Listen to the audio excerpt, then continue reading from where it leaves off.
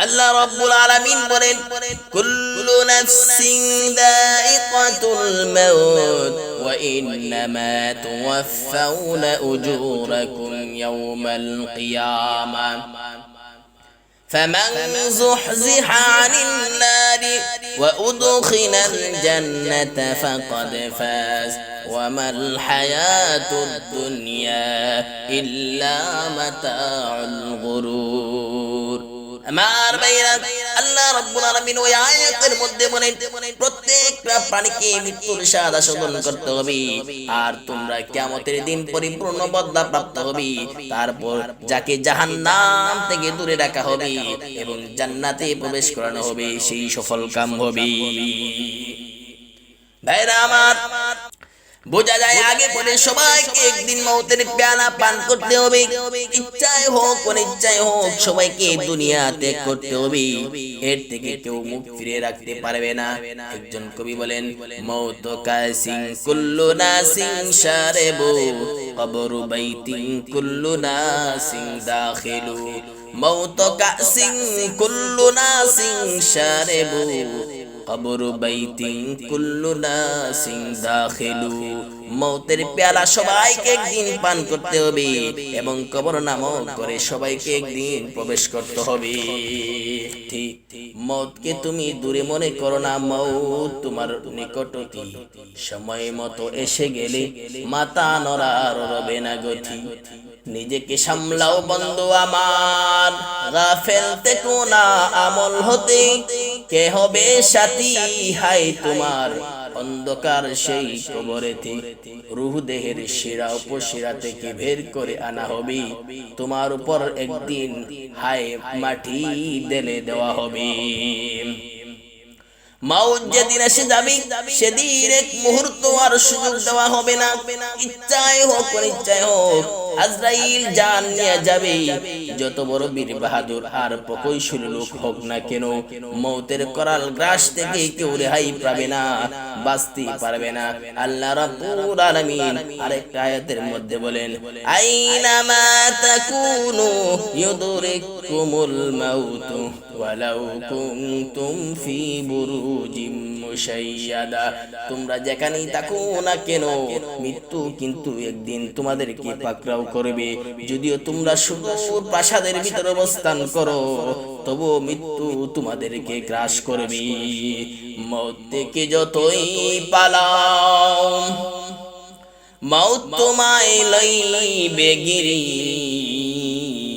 যদিও সুদূর আকাশ পতি পালাও সেটাই লাগাইয়াছি আমার বন্ধুগণ যে কোনো মুহূর্তে মওতের তাবা এসে যেতে পারে একটি মুহূর্তের নিশ্চয়তা নাই হাদিস শরীফে বর্ণিত আছে মালাকুল মওত এক সময় হযরত দাউদ আলাইহিস সালামের কামরায় প্রবেশ করল দাউদ আলাইহিস সালাম জিজ্ঞেস করলেন কে তুমি কাকে চাও উত্তরে মালাকুল মওত বলল আমি এমন এক সত্তা যাকে বাদশাগণ পরাজিত করতে পারে না আমি আপনাকে চাই তখন হযরত দাউদ আলাইহিস সালাম বলে ফেললেন তাহলে তুমি কি মালাকুল মওত অতঃপর বললেন তুমি এমন অবস্থায় এসেছো যখন আমি মৃত্যুর জন্য মোটেও প্রস্তুত নই আজরাইল আলাইহিস সালাম বলল হে আল্লাহর পয়গম্বর দাউদ আপনার অমুক সাথী কোথায় অমুক অমুক প্রতিবেশী কোথায় দাউদ আলাইহিস সালাম বললেন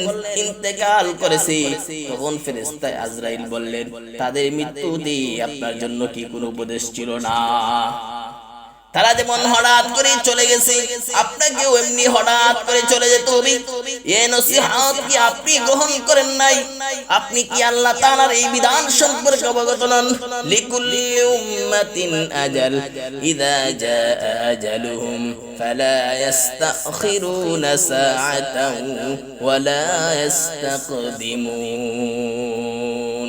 প্রত্যেক সম্প্রদায়ের জন্য একটি ওয়াদা রয়েছে যখন তাদের সেই ওয়াদা এসে পৌঁছে যাবে তখন না এক দণ্ড পেছনে সরতে পারবে না এক মুহূর্ত সামনে বসকাতে পারবে এ বলে আজরাইল আলাইহিস সালাম তার জান কবজ করে নিল আমার ভাইরা একজন নবীকে একটা মুহূর্তের জন্য সময় দেওয়া হয় নাই শেষ নবী মুহাম্মদ রাসূলুল্লাহ সাল্লাল্লাহু আলাইহি সাল্লামকেও, যিনি ছিলেন আল্লাহ তাআলার সৃষ্টির সেরা মাখলুক, এই পৃথিবী ত্যাগ করতে হলো। তাহলে আর কে আছে যে চিরকালে দৌড়াতে থাকবে? আল্লাহ পাক জাত আছেন এবং থাকবেন, তিনি সমস্ত দুনিয়ার মালিক, যিনি সমস্ত দুনিয়ার রক্ষণাবেক্ষণকারী। আল্লাহ রাব্বুল আলামিন ছাড়া আর কেউ দুনিয়ার মধ্যে থাকতে পারবে না।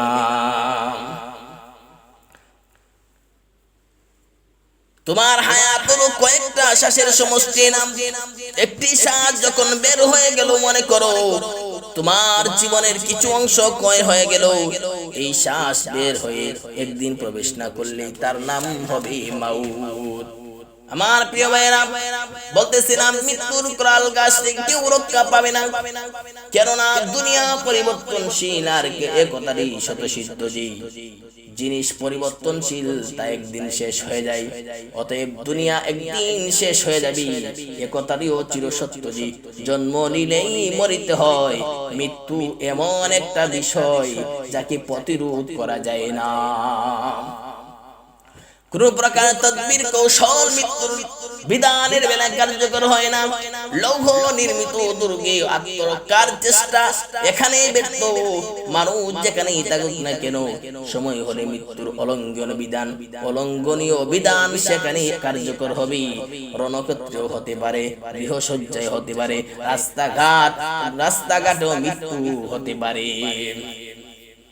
বিখ্যাত সাহাবী হযরত খালিদ ইবনে ওয়ালিদ রাদিয়াল্লাহু তাআলা আনহু মৃত্যুর পূর্বে বলেছিলেন, তোমরা দেখো কাফেরদের বিরুদ্ধে জিহাদ পরিচালনা করতে গিয়ে আমার প্রতিটি অঙ্গ প্রত্যঙ্গ আজ ক্ষতবিক্ষত। কোথাও বর্ষার আঘাত, কোথাও তরবারি এবং কোথাও তীরের আঘাতের চিহ্ন, কিন্তু রণাঙ্গনে আমার মৃত্যু লিপিবদ্ধ ছিল না বলে আমি আজ শয্যাশয়ী হয়ে মৃত্যুবরণ করেছি। অতএব যারা মৃত্যুর ভয়ে জিহাদ থেকে আত্মরক্ষার চেষ্টা করে, তারা যেন আমার থেকে শিক্ষা গ্রহণ করে। যখন একতারে সত্য, তখন বুদ্ধিমানের কাজ হবে দিনই কোনো কাজের আঞ্জাম দিতে গিয়ে মৃত্যুর ভয় না গোনা। কেননা কপালে মৃত্যু লেখা না থাকলে তাম দুনিয়ার মানুষ মিলে একটি পশম হেরাতে পারবে না, আর কপালে মৃত্যু থাকলে সবাই মিলেও ফেরাতে পারবে না। ওয়া ইযা আরাদাল্লাহু বিকাউমিন সুআন ফালা মারাদ্দা লাহু ওয়া মা লাহুম মিন দুনিহি মিন ওয়াল। আল্লাহ রাব্বুল আলামিন বলেন, আল্লাহ যখন কোন জাতির বিপদ চান তখন তার রদ হবার নয়, এবং তিনি ব্যতীত তাদের কোনো সাহায্য করে নাই। এজন্য মৃত্যুর পর পরকালের দুঃখ থেকে পরিত্রাণ পেয়ে চিরস্থায়ী সুখ কিভাবে অর্জন করা যাবে, এ ব্যাপারে সজাগ থাকা দরকার কিনা। কোরআনে কারীমের আয়াত আল্লাহ পাক বলেছেন, মৌতের স্বাদ সবাইকে আস্বাদন করতে হবে। আস্বাদন প্রসঙ্গে আল্লাহর প্রেমিক বান্দাগণ বলেন, কারো জন্য মৃত্যুটা অত্যন্ত মিষ্ট হয়, আবার কারো জন্য তিক্ত। সম্মানের সাথে হতে পারে, অসম্মানের অবস্থায় হতে পারে, কাফনের সাথে হতে পারে, কাফন ছাড়াও হতে পারে। এমন আছে কিনা? যেমন এক এলাকায় নদীর তীরে উলঙ্গ অবস্থায় একটি লাশ পাওয়া গেল। চেনা যাচ্ছিল না কে বা কোত্থেকে এসে বেশি এসেছে। সবাই ভাবছিল যে লাওয়ারিশ লাশ, তাই চাঁদা তুলে কিছু টাকা জমা করে শেষ পর্যন্ত কাফনের ব্যবস্থা করা হলো। কিছুদিন পর খবর জানা গেল যে এটা দূরবর্তী এলাকার একটা জমিদারের লাশ। ডাকাত দলে তার বাড়িতে ডাকাতি করতে এসে তাকে মেরে নদীতে ভাসাইয়ে দিয়েছে। এজন্য ভাই, মৃত্যু কখন হবে কেউ বলতে পারবে না। মৃত্যু এমন একটা জিনিস যে কাউকে ছাড় দিবে না। দুনিয়ার বাদশা হয়ে গেল, তোমাকে একটা মুহূর্তের জন্য সময় দেওয়া হবে না। যখন তোমার তাকদিরে মৃত্যুর সময় নির্ধারিত আছে, তখনই তোমার মৃত্যু হবে।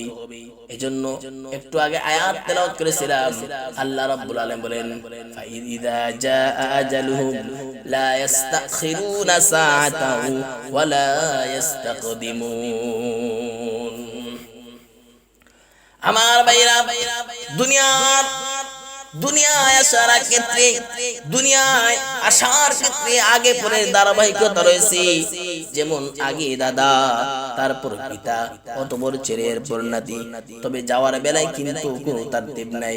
নাতি যদি বলে যে দাদা দুনিয়া এসেছেন বহুদিন হয়েছে, দুনিয়ার বহু নাজ নিয়ামত তিনি ভোগ করেছেন, অতএব তার জান আগে কবজ করা হোক, এই যুক্তি তর্ক কোনো কাজে আসবে না।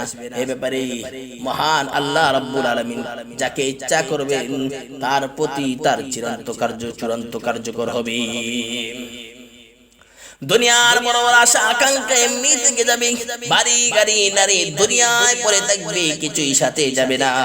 যে স্ত্রী ও সন্তানদের জন্য মাথার গাম পায়ে ফেলে হালাল হারামের মধ্যে পার্থক্য না করে কামাই করে বহু সম্পদ জমা করেছেন, শরীর থেকে রূহ বের হয়ে যাওয়ার পর সেই স্ত্রী সন্তানাদি একদিনের জন্য আপনাকে ঘরে রাখতে রাজি হবে না। বাহ্যিক কিছু সময় চোখের পানি ফেলবে, হাই হুতাশ করবে, কিন্তু পরক্ষণে আপনার কথা বলে যাবে এবং সম্পদের বাগাবাগি নিয়ে ব্যস্ত হয়ে পড়বে। আর এদিকে লাশ কবরে রাখা মাত্রই আপনার কবরের মধ্যে ইন্টারভিউ শুরু হয়ে যাবে। এজন্য আল্লাহ রাব্বুল আলামিন বান্দাদেরকে সতর্ক করে বলতেছেন, ইয়া আইয়ুহাল্লাযীনা আমানু ইন্না মিন আজওয়াজিকুম ওয়া আওলাদিকুম আদুওয়াল লাকুম ফাহযারুহুম। হে ঈমানদারগণ, তোমাদের কোন স্ত্রী ও সন্তানী তোমাদের দুশমন, অতএব তাদের ব্যাপারে সতর্ক থাকো।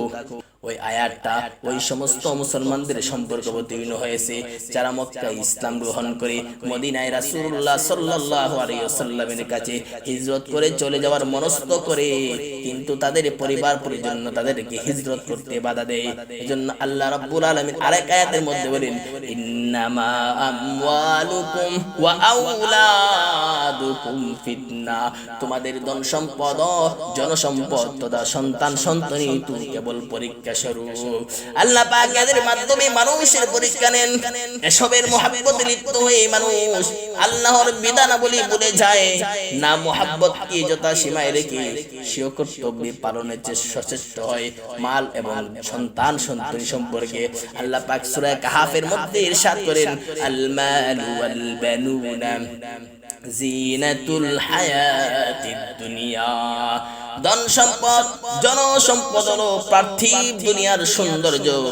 তাই কোরআনের এই মর্মার্থবাণী, এই মর্মবাণী উপলব্ধি করে দুনিয়াতে এগুলোর মুখে না পড়ে যদি ভালো কাজ করে গিয়ে থাকেন, হালাল হারাম ও জায়েজ না জায়েজের মধ্যে পার্থক্য করে করণীয় কার্যাবলী আদায় করে এবং বর্জনীয় বিষয়াবলী বর্জন করে গিয়ে থাকেন, তাহলে তো ইন্টারভিউতে পাস করার আশা করা যায়। নতুবা তখনকার আকাফ অনুতাপ কোনো কাজে আসবে না এবং দুনিয়ায় রেখে দেওয়া সন্তান সন্ততি সম্পদ কোনো উপকার সাধন করতে পারবে না, বরং সম্পদ ভোগ করবে অন্যরা, আর তা হবে আপনার হিসাবের বোঝা। এজন্যই মহানবী সাল্লাল্লাহু আলাইহি ওয়াসাল্লাম বারবার মওতের কথা স্মরণ করার জন্য বলেছেন এবং ওই ব্যক্তিকে জ্ঞানী বলে আখ্যা দিয়েছেন যে দুনিয়ায় থাকাকালীন সময়ে মওতের পরে জীবনের ব্যবস্থা গ্রহণ করে।